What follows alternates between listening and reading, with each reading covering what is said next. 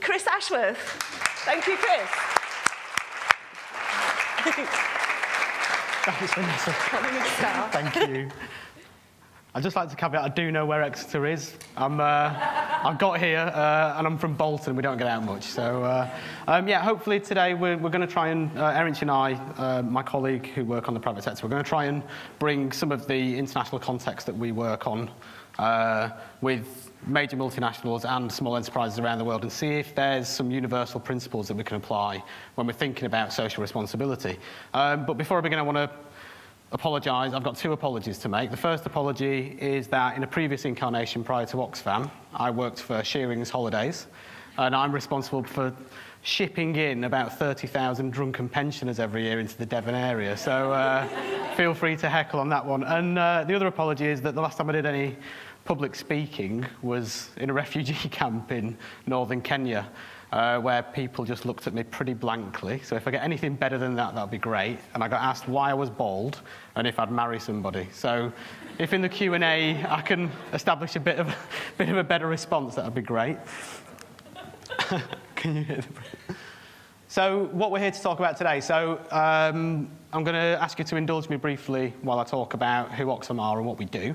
And I'll try and rip through that as quickly as possible. And that's just to dispel some myths about exactly what on earth Oxfam is all about.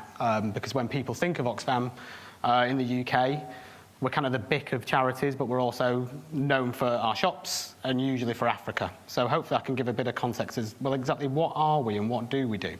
And then we're going to move on to Erinch's section, which is, so if I'm the lack of style, he's the substance. And he's going to talk about the impact of business. And then we're going to move on to a section which I hope tries to gel with some of the workshops you've done, which is why should you care about corporate social responsibility? And then we're going to finish by then talking again back to Erinch about what can you do. What I mean, we don't know the answer to this yet, so I think the answer will either come from you today or you in a few years' time.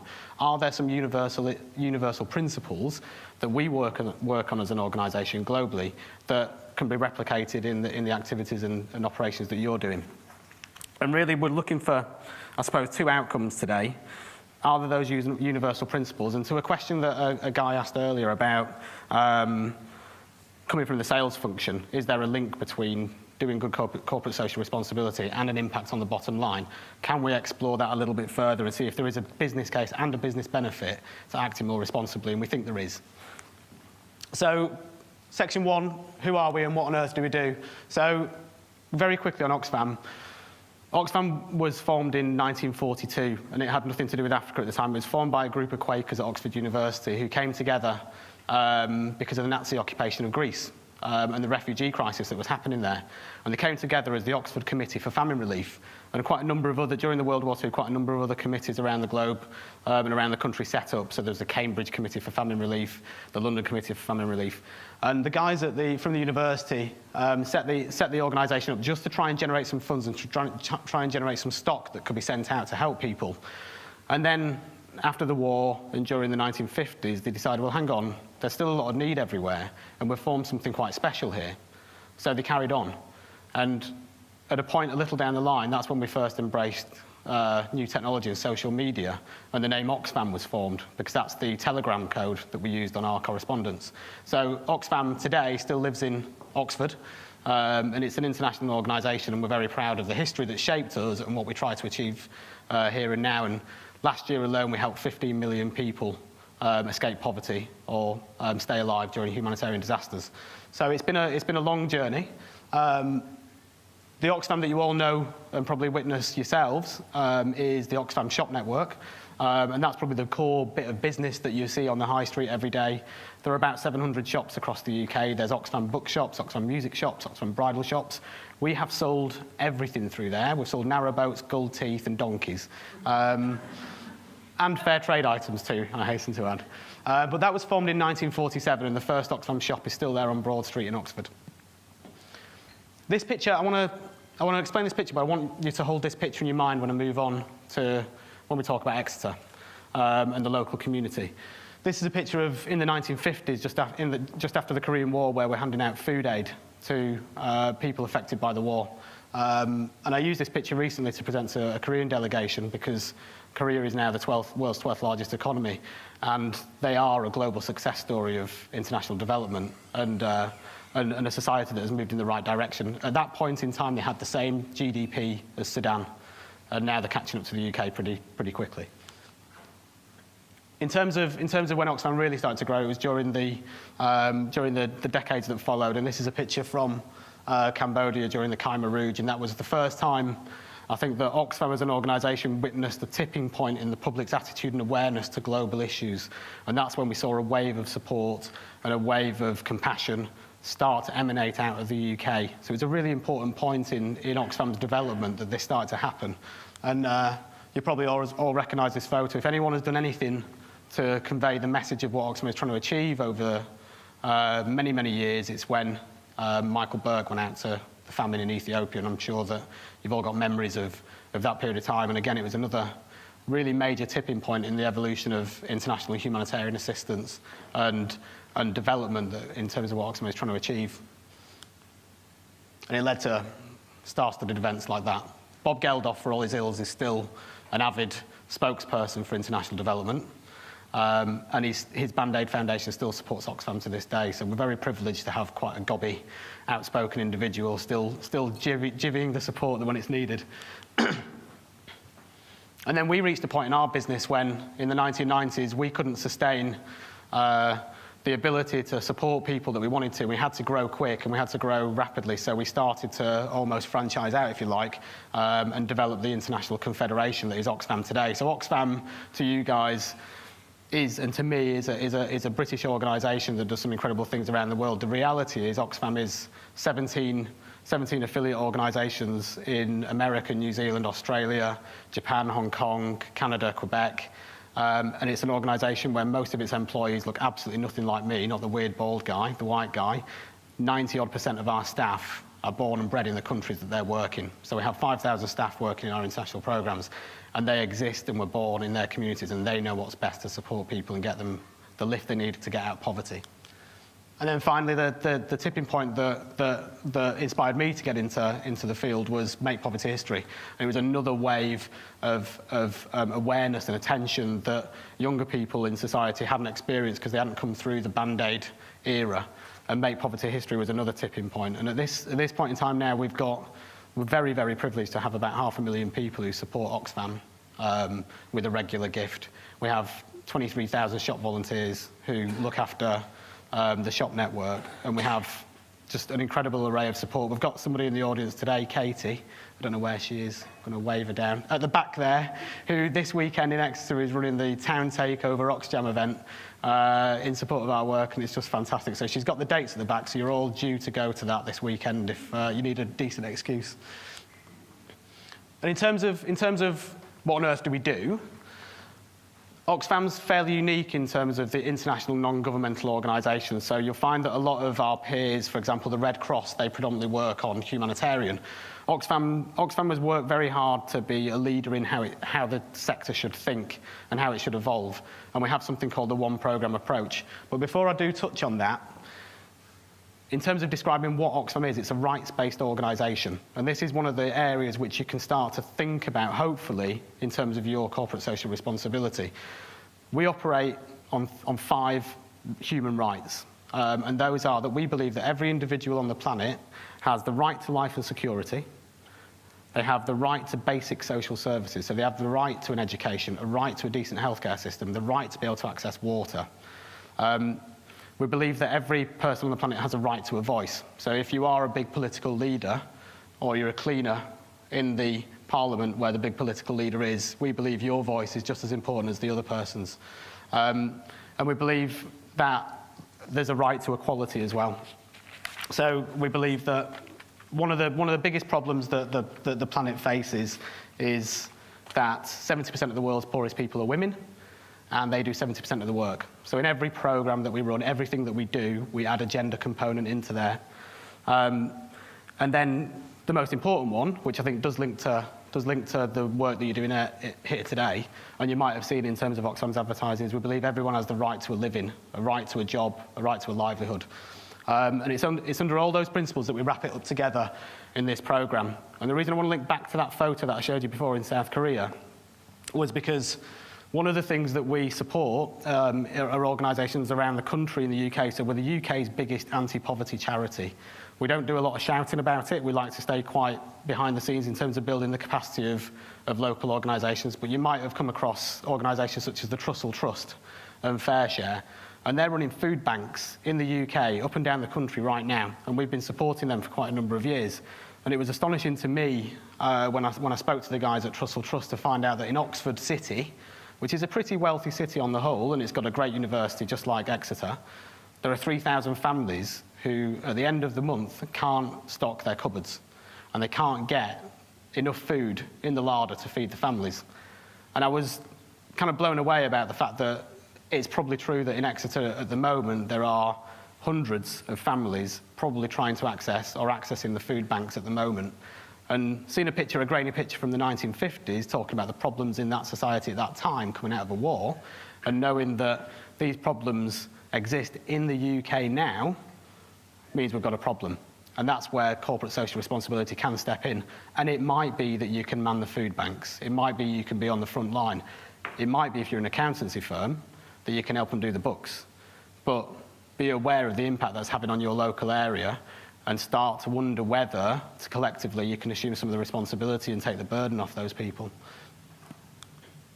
In terms of moving into where we are now, as I said before, Erinch and myself, we work on the private sector, work. So my job is to broker alliances with large organisations. And in terms of Erinch's world, it's trying to influence business policy and business practice and try and work on innovative models to unlock pro-poor practice around the globe. So, as I've said already, in terms of our involvement and interaction with the private sector, we're involved in running a trading network. That has a profit margin just like any other business. It also has tremendous costs. That means we have to pump money in to keep ourselves going. So we have to pay to keep the lights on. We have to pay for the infrastructure and the logistics. We have to pay for waste. All those things make us a part of the community as well. And we're also a founding member of the Fair Trade movement. So we've been a catalyst in trying to make sure that the products that you buy on the shelves today aren't produced unfairly. And we started working on that many decades ago, and the role of Oxfam is not to kind of give an Oxfam seal of approval or an Oxfam badge, it's to try and seed something that then works beyond and doesn't need Oxfam support. So obviously the Fair Trade movement now and the Fair Trade symbol and logo is something that you all see in the supermarket shelves day in, day out, and it's got a price premium to it, and it's something that people are attracted to. And people will switch their buying behaviour to a product that will do good. And then we also started what is now the country's, I think, 5th or 6th largest coffee brand, Cafe Direct. And again, it was about trying to build a business and build a brand that actually put the power and the control into the farmers who are producing the coffee beans, rather than the profits in the hands of the big multinational corporations. And it's still thriving today, so we're pretty proud of Cafe Direct and the business model they've got. And then I'll move on to engaging with existing companies. This is the core of Oxfam's work. This is about trying to influence business. So my job is to try and extract a bit of cash here and there and to develop strategic alliances with large organisations. So unashamedly, I turn up with a begging bowl at a large company and say, give us your money. But actually, that's only a very, very small and actually not very important part of our role with the business sector. The far more important role is trying to influence and create new business models so that Oxfam doesn't need to be involved in this sector whatsoever. The bit that I work on that I'll touch on briefly addresses the question before about whether there is a business benefit and a business interest. I won't walk into any partnership if I can't prove that there is a business benefit to the people I'm asking something for. So one example would be with Pizza Express. We formed a cause marketing partnership with Pizza Express where they promoted Oxfam on their menus and they added a donation onto the menus. But what we also did was develop an innovative model where they were incentivizing their customers to download the food deals that they were doing. And it turned out that by using the Oxfam name, by using the charity association, they were able to add 70,000 names onto their database. That's 70,000 new customers. We generated loads of money that we could put to our programme. They built their business. And with PayPal, just after the Haiti earthquake, I approached PayPal because we knew that they had I don't know if people have got PayPal accounts, but they've got a way that you can basically transact online. And they've got 11 million customers in the UK. I asked them if they'd email their database quite cheekily just after the Haiti earthquake to see if they could generate donations for us. And they said, we'll do it because it's the right thing to do. There's just been one of the world's biggest emergency situations. But the business benefit to them that we were able to unlock were that they also sent the email to people who'd got dormant accounts.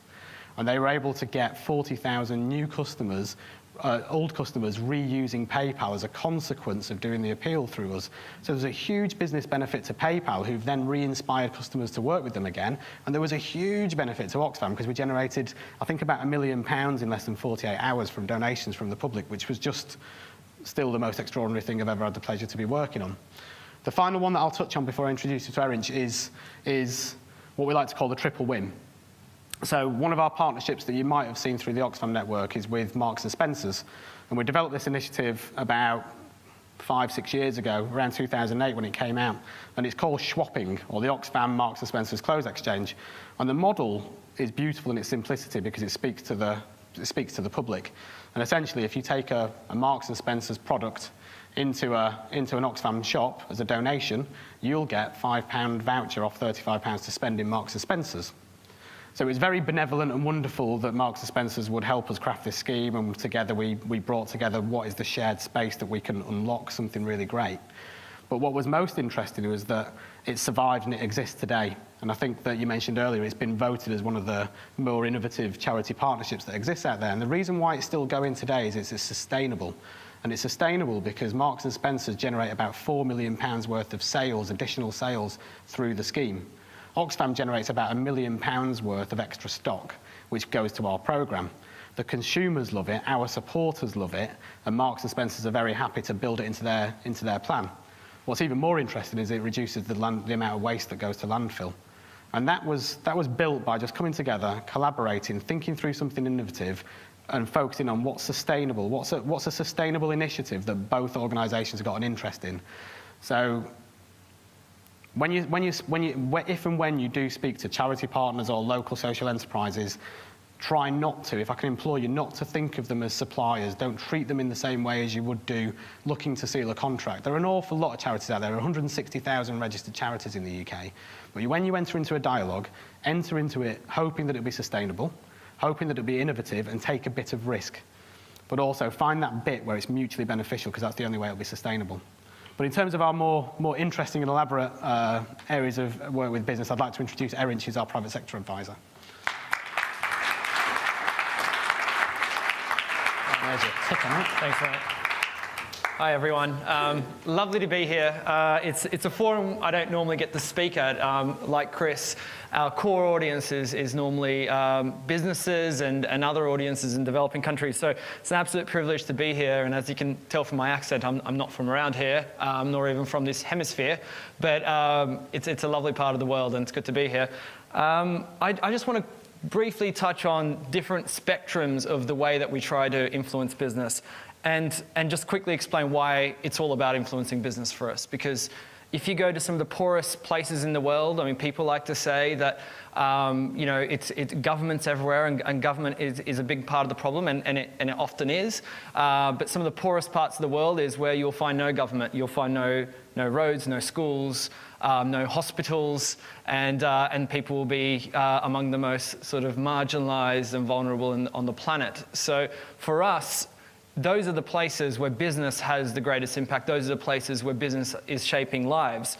And we're only going to have any real long-term impact and scale if we can change the way business does business. So that's my role in a nutshell, is to try to change the way business does business. And we've got a toolbox that's full of lots of different approaches. And as Chris said, that right-hand side of the screen there, the green line, kind of describes the various approaches we employ. But it goes from one side where we're in, full-fledged partnership, where we're working together to find a solution to a problem. And often there's a business case to do the right thing here. And often they just need a little bit of help and a little bit of support from an organization that knows how things are operating on the ground. to the other end of the spectrum on the left. And it probably does sort of match up with the left-right spectrum in politics as well, where we can be a lot more challenging towards business and be a lot more outspoken in terms of demanding that business changes certain policies that might be harming people or entrenching people in poverty. And everything in between that, from dialogue and facilitation is a part of our approach to how we influence business. Why is any of this relevant to you? I guess it's relevant because we're trying to make the case that we would like some of you to do things differently. I don't know what majority of you do, but I'm sure there are lots of different things that can be done that have a different impact and a more positive impact on lives around the planet and in your community. So, and we want to sort of share some of the approaches that we use to try to define that.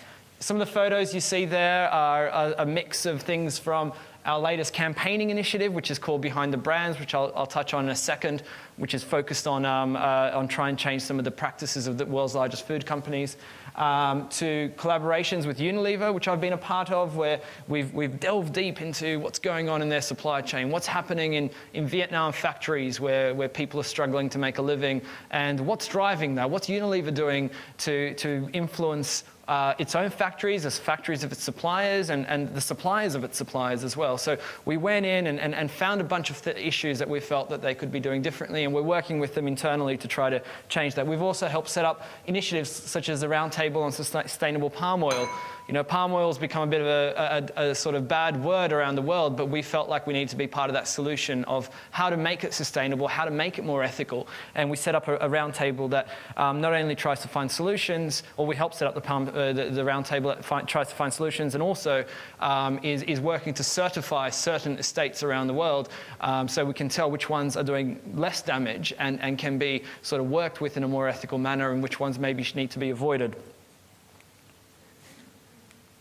So, our approach, and it's a bit of a, again, a bit of a journey depending on the problem, depending on the place. And here we try to take the approach of, we don't have a solution that we're trying to walk around the world and find problems to fit. We try to find the problem and then look around the world for the solution to it. So here, we might find people that are struggling in Cambodia or in Brazil or in Colombia or in Tanzania and try to figure out what part of the spectrum, and often the solution does lie in the private sector, what part of that spectrum do we need to be influencing to change those people's lives? And we start by sometimes looking at rules. And rules are often about better regulation, about better laws that are going to impact people's lives, and often it involves government. But to get government to move can mean that we need to work with companies themselves. So examples are, for instance, in Colombia, where we've worked really hard to try to give a voice to some farmers so that they can be allowed to use the Bogota Central District as a farmer's market on a regular basis. It's given them an enormous amount of new potential to be able to make money and allow them to sort of have a bit more of a voice in their political future. The second one is about changing the company's policies themselves, and I guess we're going to see a quick example of that in a minute when I talk about Behind the Brands. But a lot of this is about sort of directly engaging with the company one way or another, whether in a public conversation, which can be more challenging, or a private conversation where we're really trying to push the right levers, but we want to see them change certain things that they're doing. Number three is sort of business models where we're working to actually solve a problem. We don't know what the right solution is. Often it's, a lot of our work is around trying to get companies to work with small-scale farmers. So farmers around the world, majority of whom, by the way, are very poor. There are about 500 million small-scale farmers around the world that support about 2 billion people. And the vast majority of these people are, ironically, some of the most food insecure people on the planet. So doing business with them is not an easy thing. It's really hard for them to meet requirements in terms of quality, in terms of quantity. They're not able to get the right fertilizer. They're not able to get the right pesticides, and hence not able to sort of meet what's required to link into more formal markets. And they're stuck in this cycle of poverty because they can't get the money to invest to make their farm work. But at the same time, because their farm's not working, they're not able to make the money that would allow them to have that kind of income. So it's a cycle that we're trying to get them out of by working with global companies and helping them work out what is the best way to actually address the difficulty in working with farmers. And the solutions aren't easy, and often the problems are multifaceted and partly because of this problem, or it's because of finance, or because the roads aren't very good, or ports don't work, or government regulations keeping things behind. It could be a multitude of factors. But yeah, often it does mean that the company really does need to innovate. And the very last one is working on governance, and that's not only governance in terms of how the government does its own governance, but also how companies govern themselves as well, and some of the rules and procedures around that. This is at the very center of a campaign where we've got a bit of a megaphone, and we're shouting at some of the world's largest food and beverage companies. And we're not doing it in a distasteful way. What I'd argue, we're not doing it distastefully. Some of them might disagree. But our point is that we're a critical friend to the industry, and we want to trigger a race to the top. And these are some of the most powerful companies in the world. 3 of the companies there listed there, Mondelez, who own Cadbury now, Nestle and Mars control 40% of the world's cocoa market.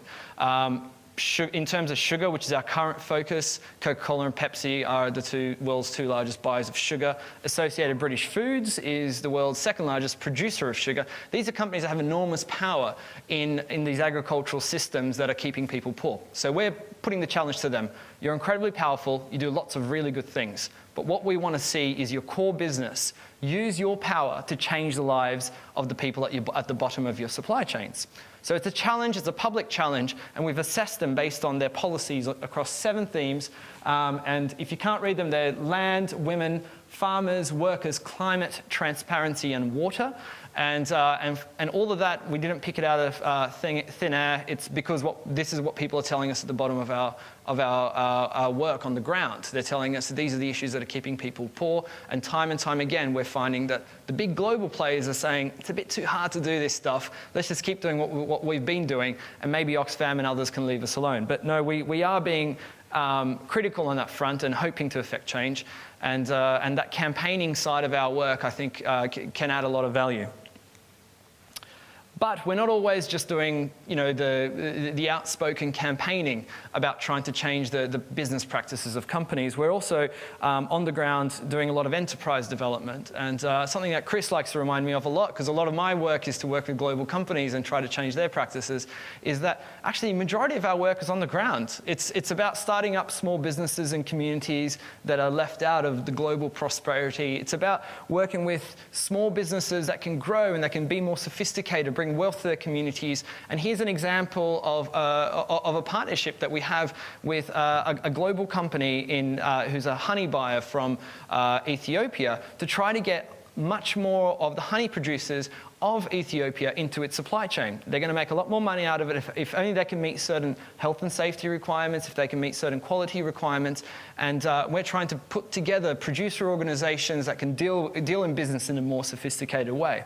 But what that means is that the big companies, the sophisticated companies, people that work in your world, need to also make that effort to move a bit closer to people that are excluded. Because to include new people is not an easy thing. To include new suppliers, to include new business partners, to even include new employees that might not have the right qualifications, they might not have graduated from the right places, requires an extra effort, an extra sort of extension of what you're doing. And a lot of our work is to say, we'll do our part in trying to get these people to stretch over to you. And you, business partners, need to do your part to stretch across. And hopefully those two meet. Sometimes they don't. Sometimes it falls apart. But when it works, it's beautiful, because it means that you've created something sustainable and you've created an impetus for change. That one company or that one business isn't what we're looking at. We're looking at that sparking a bit of a revolution in the Ethiopian honey production sector. So a lot of it does start with 1 or 2 examples that set the scene, that set the groundwork and demonstrate that this can be done, and others start copycatting their way through.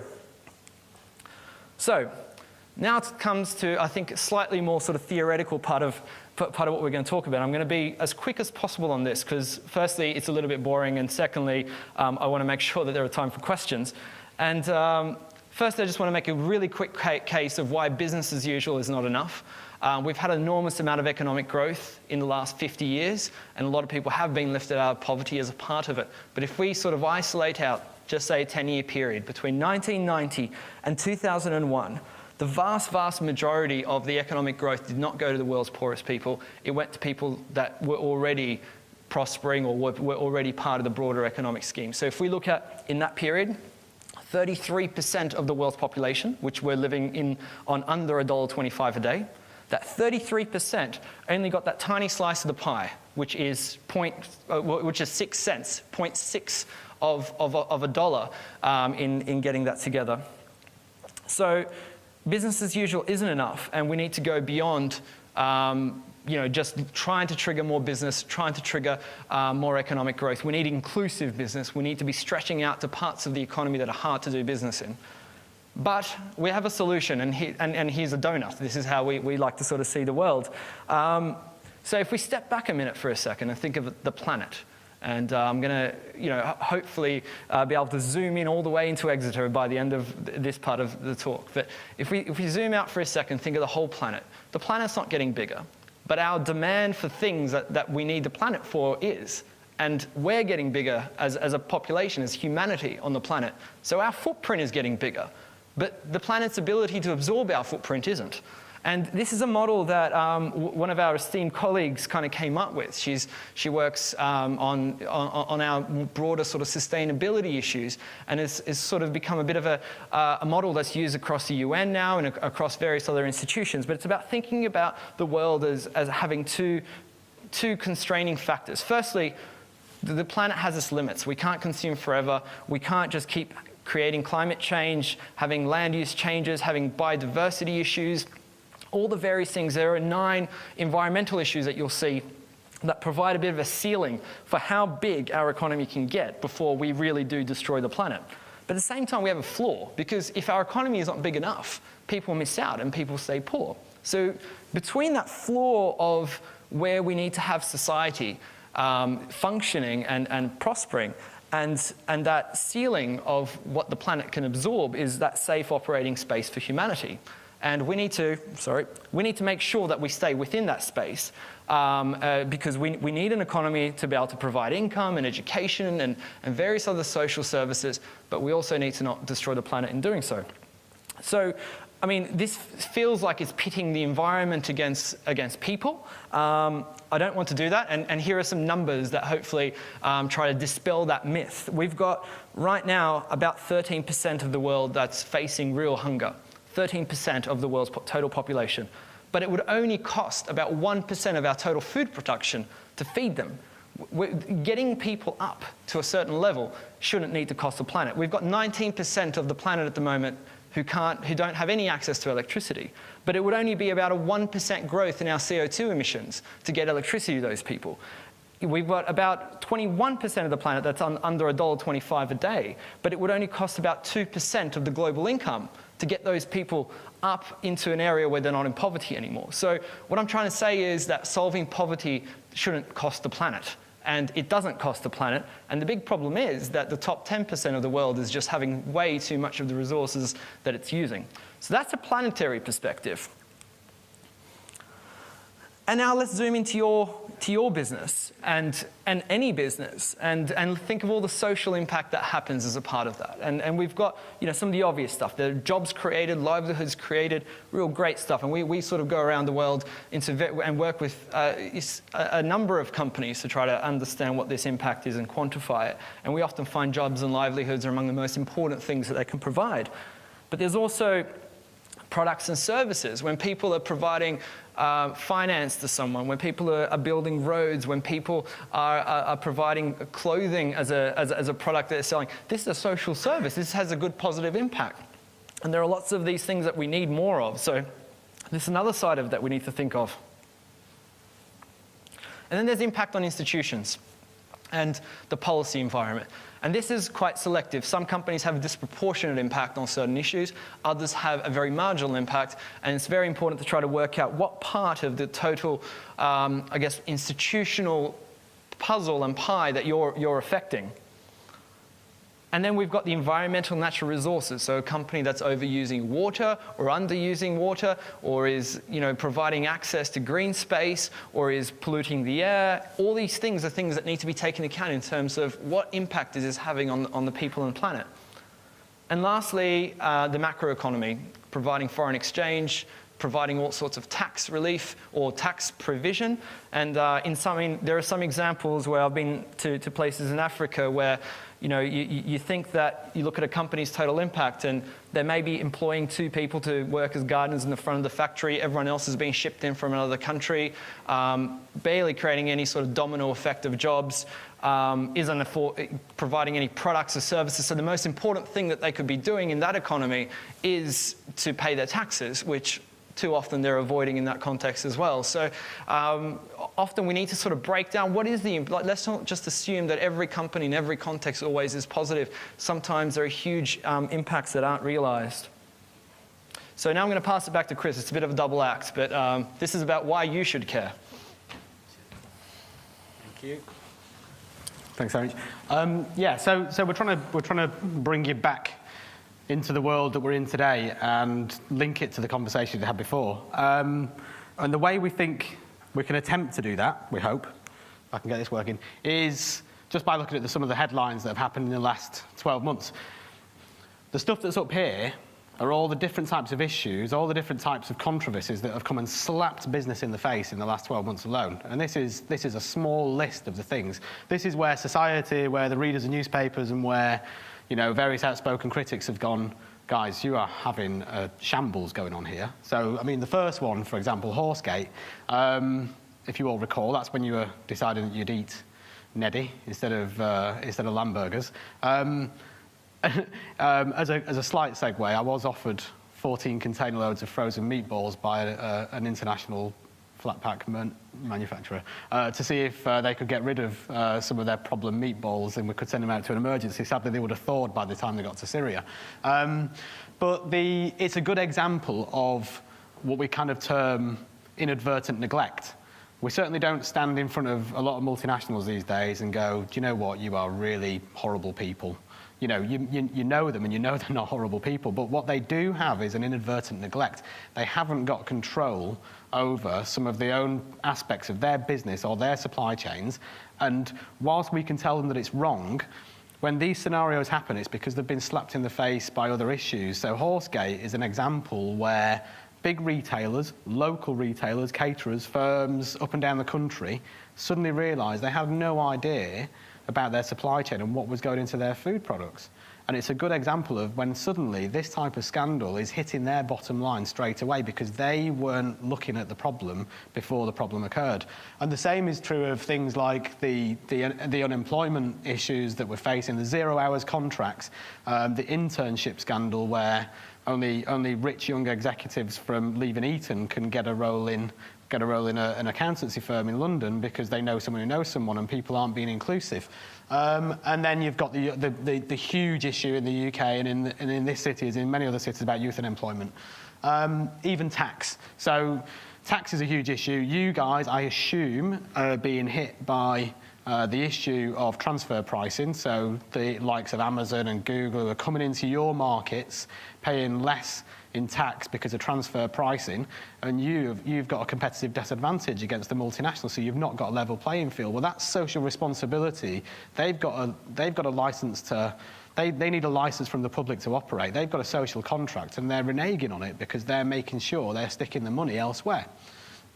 So all of these are the types of reasons why you should care about social responsibility, not just because it's the right thing to do, but actually it's got an element of inevitability about it. If it doesn't come and bite your bottom line now, it might come and bite your bottom line in a couple of years' time.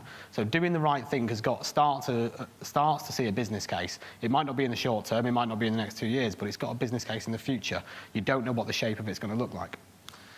So then we move on to the business case and whether there is a business case. What are the reasons for doing good CSR? So the first one is trust. You've got, as we talked about, you've got a social contract with your community. You've got your license to operate. If you're a decent business that's got corporate social responsibility in some part of its DNA, then you're building up that social capital, that professional capital with your business partners, with your suppliers, with your customers. And that type of trust translates into the next area, which is brand and consumer loyalty. We know that people will switch their behaviour. They will move to companies that are wanting to do the right thing from within and not trying to provide a sticking plaster or something pretty for their CSR brochure or their website. It's because within them they can spot companies that are doing the right thing and be seen to be doing the right thing. So that's got a brand loyalty aspect to it. Then you've got employee loyalty and motivation. So here we're talking about the benefits of being the employer of choice in the region. Not knowing the area and coming in today, listening to the conversations that are going on, listening to the remarks that people are making, listening to the examples that people are giving. I and Erinch, we've already been able to pick up on the particular organisations in this area that are seen and known to be the ones that are doing the right thing. Well, that's going to ebb and flow into the local community. So there that you become the employers of choice. And that's important in terms of staff retention, in terms of staff turnover, those sorts of issues. If you can be an employer of choice, then your talent pool has widened. And in terms of productivity, it's a fairly obvious one. But if you've got a decent organisation that is trying to be transparent, trying to generate trust, trying to do the right thing, then you've got a more productive workforce because they're more proud of the organisation that they're working for.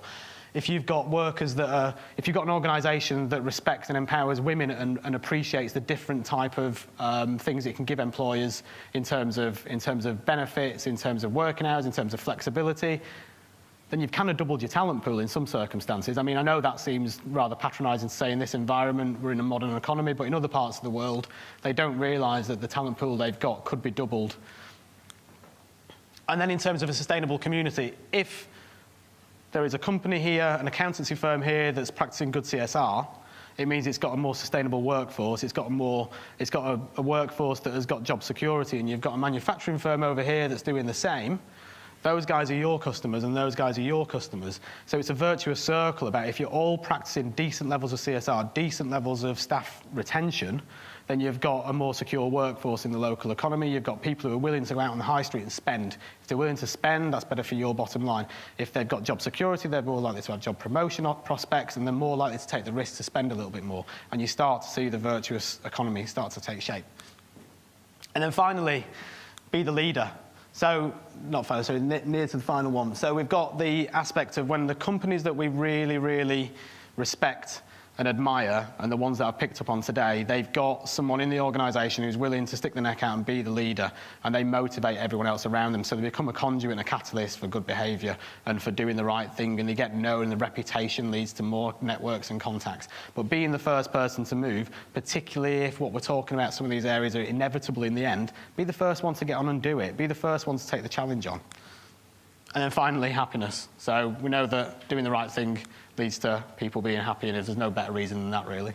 So it feels good to know what you're doing is the right thing. I'll pass back now on to Erinch about the final section, which is what you can do. Okay, you've been listening to us for nearly an hour now, so well done for not falling asleep. But yeah, Chris has been delivering some good jokes, and thanks for encouraging his jokes as well, because we don't really laugh at his jokes anymore in the office. So what you can do. Well, firstly, understanding impact. That's the most important thing that again, these are lessons that we're taking from our work internationally with global companies often, but also local businesses, and thinking through what has worked in our decades of experience trying to get a bit of poverty alleviation through business happening. And you're the experts of your business. So everything I'm about to say, please caveat it with, this is just stuff that Erinch and Chris thought are the lessons that come out of Oxfam's work, but you're going to know the solutions. The other sort of caveat I want to throw on this is you'll notice this is all about doing your core business.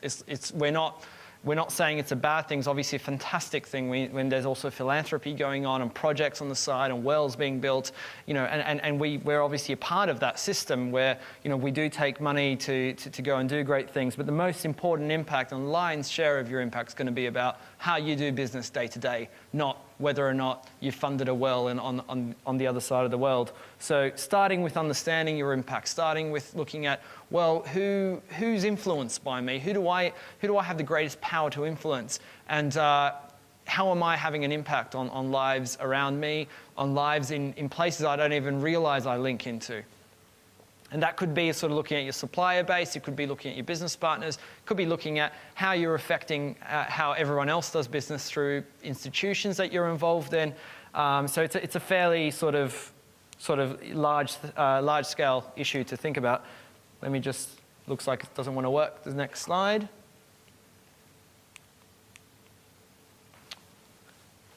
Anyway, I'll keep talking as we try to click through. Oh, here we go. So, step 2, looking at opportunities. What are the opportunities that you can think of where you can do things differently?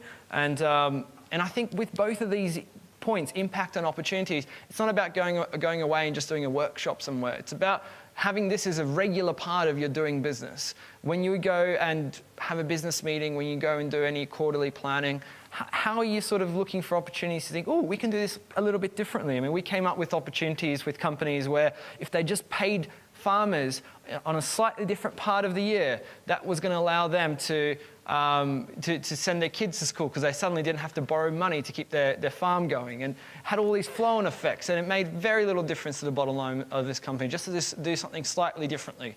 And I'm sure there are those sorts of opportunities within your community as well. Third is transparency. Openness breeds openness and accountability. So we always try to encourage companies to do the right thing and talk about what they're doing as well so that others can see and learn and they're setting an example. Next is, based on that point of people being transparent, look around to see who else is doing the right thing. What other best practices are out there among your peers, among others in other industries, even other sectors. You might be surprised that some of these innovative ideas can be reshaped for your context. Next is to lead, and this is the point that Chris was really underlying about being ahead of the curve, anticipating kind of what's coming up, what's likely to be the trend and what's likely to be an issue. And speaking of anticipating what kind of broader business sort of society or business world that you'd like to see as well, and seeing how you fit into that. In 5 years' time, if the business world looks like this, what's my role going to be, and how's my path going to look from where I am now to what I need to be a successful part of that. And very lastly, and probably most importantly, I would say, is make all this a part of your company culture. Put it into your DNA. When you're hiring people, ask them about this stuff. Ask them if they're interested. Ask to see if they're coming up with any innovative ideas as well. And constantly have CSR as a part of your mission. So having a little department that does philanthropy or CSR, we think is the 1990s model of CSR. Having it as a mainstream part of what everyone in the business does and a part of the culture of the DNA of the whole organization is critical. And just sort of to finish off, so what is good business from what we see, and you know better than us, I'd really like to hear your thoughts as well, is being sustainable, promoting sustainability not only in your own business, because you need to survive to be able to make a difference, but also sustainability in the broader system you operate in. So thriving communities as well as a thriving business sector.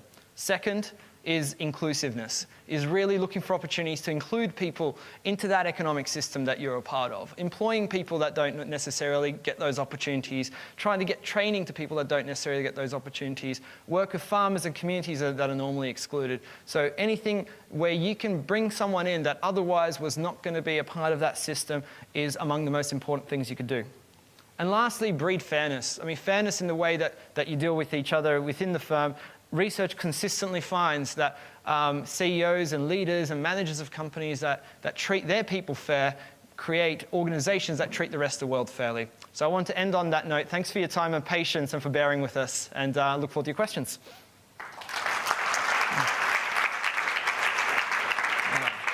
Oh, super. Wow, thank you both very much indeed. I know that you will be bursting with questions for Chris and Erinch. It's just such a phenomenal opportunity to have you guys here and to hear about your good work, because I think all of us are familiar with the Oxfam brand, and we kind of hear bits and pieces, and but we hear that filter through the media, and to actually gain the insight and to see it close is very, very exciting. Thank you. I have a question, if you guys are still thinking, about your scorecard.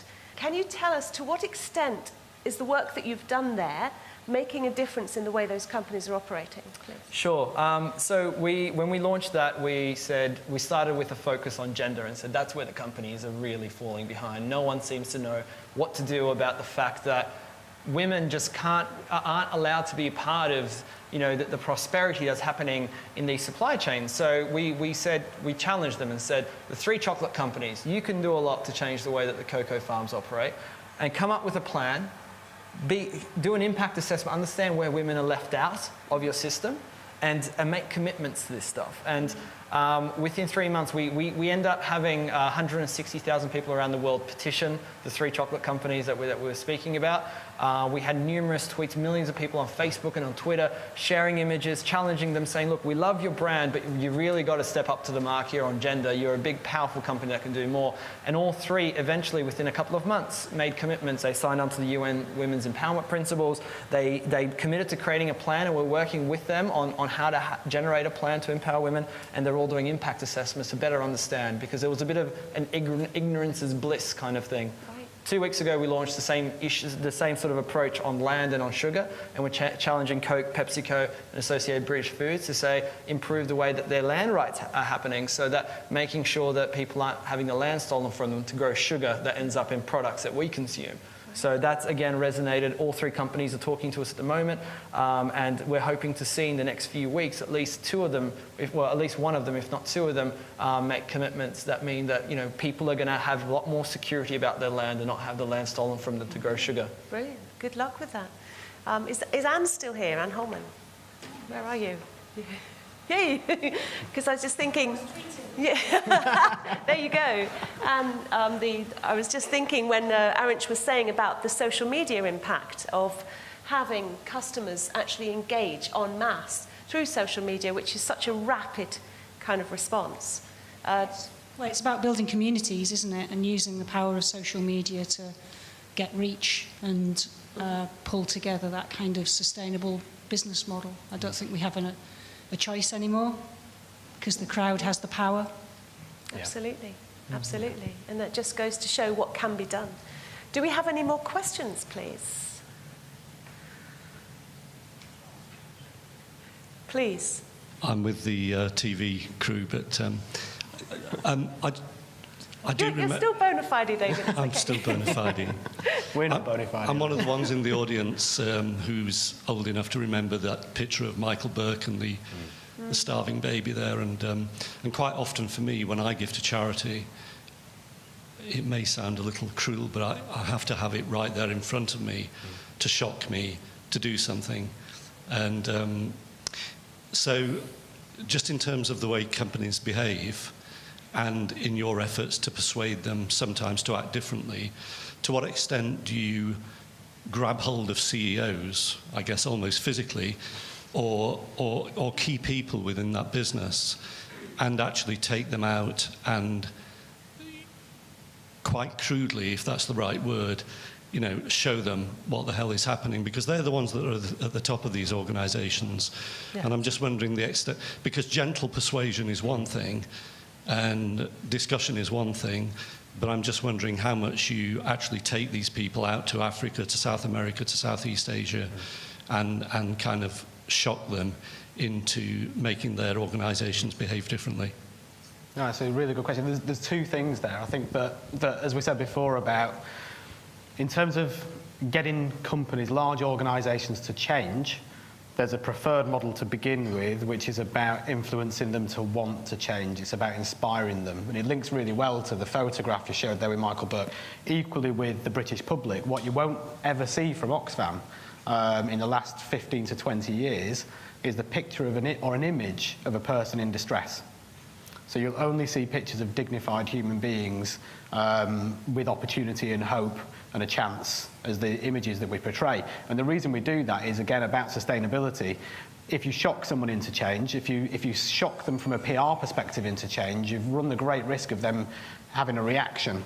And that reaction is usually out of fear and out of the need to protect their bottom line. So it's always better to try and influence them to change by inspiring them. What's quite interesting recently, that Erinch did a fantastic piece of work with the UK's largest importer of fresh produce. And they're a company called IPL, which you might not have heard of, but they're actually part of the Asda Walmart group. And what was interesting listening to the story when we did a poverty footprint study with them in Kenya, and what was interesting listening when Erinch and the CEO of IPL, Nick Scrace, were on stage, was that Nick usually goes out to see his suppliers in Kenya, and the carpets are very clean in all the offices, the doors are freshly painted, and everything that every manager tells him is perfect. And he went away with Oxfam a few years ago on a separate initiative called the Leaders Quest. And the carpets weren't clean, and the doors weren't painted. And he saw the reality of what the impact his supply chain was having. He saw the difficulty that his workers were having in securing childcare, in getting through the day and having enough calories to eat at the end of the day. And all of a sudden it was quite overwhelming for him. So he was shocked, but also he was driven then because he was inspired to do something about it. So it's that balance of don't try and make people feel too guilty, but give them the tools to want to change and inspire them to change, rather than trying to, we call it the carrot and stick, which I suppose makes a lot of sense. And if it's only at the final stages, if Erinch doesn't see a lot of change happening with Coca-Cola, and they're starting to be a bit reticent about change, that's when we'll wallop them. And while we enjoy that, and it is good fun to get involved in some of the campaigning work, and we had advertising in Times Square yesterday where we'd mimicked the Coca-Cola symbol. That's the final resort, because inspiring change is far better route to change. I agree, thank you. Anybody else? I think, oh please, yes, the lady here. There's a mic coming for you. I just wonder if there's any work done aimed at children in the UK to educate them about what's going on, because obviously I guess that's down to the parents, but I just wonder if there are any campaigns or anything that children can get involved in. My daughter's recently been inspired by Malala. Yes, which is a fantastic story, and that's more powerful than probably anything Oxfam could ever produce. But we have, like a lot of the charity work, the charities in the UK, we have education programmes that we run through the national curriculum.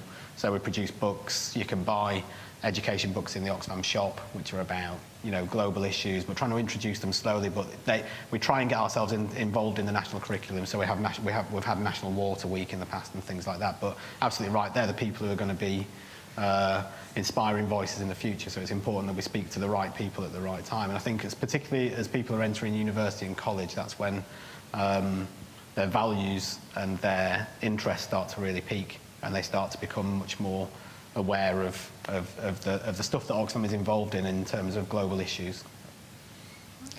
Thank you very much.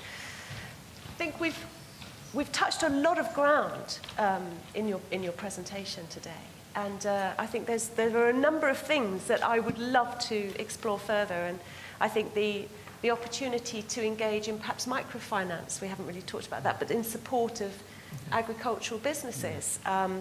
There is a massive win-win in that for all of us, really. And I think the fact is that you're encouraging businesses to change, but it's in our own interests to do that. And if we do take on a different approach to doing business, that longer-term reward is there. And our customers are the people on Twitter who are demanding a more equitable world. So, being part of that is not a bad thing at all. I hope you'll join me, ladies and gentlemen, in thanking Chris and Erinch. Thank you very much indeed.